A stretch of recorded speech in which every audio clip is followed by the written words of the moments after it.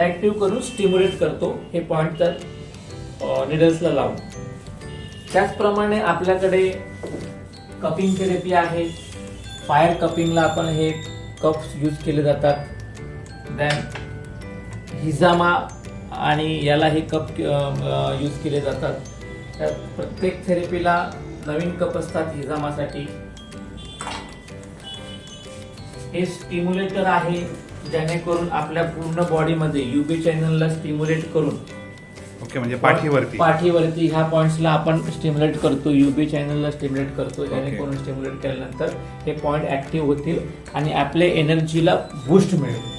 याच्यामध्ये व्हायब्रेशन आणि हे पण आहे ना, व्हायब्रेशन आहे, इन्फ्रारेड दोन्ही आहेत, गन्स आहेत, स्टिम्युलेशन दुसऱ्या मशीन्स आहेत. ही एक थेरपी आहे मॉक्सुबिशन थेरपी.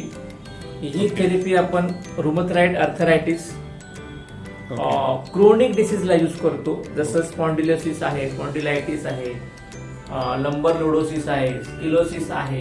ओके, त्या प्रमाणावरती बोन डिसीज वरती आपण ह्या थेरपीला यूज करतो. त्याला मोक्सा थेरपी बोलतात. चायनामधून हे येतात. ते 36 जडीबुटी याच्यामध्ये असतात. ओके, जेणेकरून आपल्या बॉडी मधले ऍसिड काढायला याचा चांगल्या प्रकारे यूज होतो. याच्या मल्टिपल थेरपी आहेत मॉक्सिबिशनला. चायनीज हर्बल मेडिसिन असतात, चायनीज हर्बल मेडिसिन असे सगळे स्टीम आपलं हे थेरपी सेंटर आहे. ओके सर, खूप चांगली माहिती दिलीत तुम्ही. धन्यवाद. त्याबद्दल तुमचे मनापासून आभार. आणि मला ते तुमचे क्लासरूम पण बघायचं आणि त्याबद्दल पण थोडीशी माहिती हवी सर. यावेळी तुम्हाला आपला क्लासरूम दाखवतो. Okay sir. हा इथे ॲक्युप्रेशरचे क्लास आपले होतात. इथे 10 दिवसीय, 3 दिवसीय, 6 महिन्याचे असे क्लासेस चालू असतात. त्या क्लासेसचा आमचा एक ध्येय आहे की लोकांपर्यंत ॲक्युप्रेशर पोहोचावं आणि ॲक्युप्रेशरच्या माध्यमातून लोकांना चांगल्या प्रकारे त्याचा फायदा व्हावा, डिसीजमधून त्यांना मुक्तता मिळावी.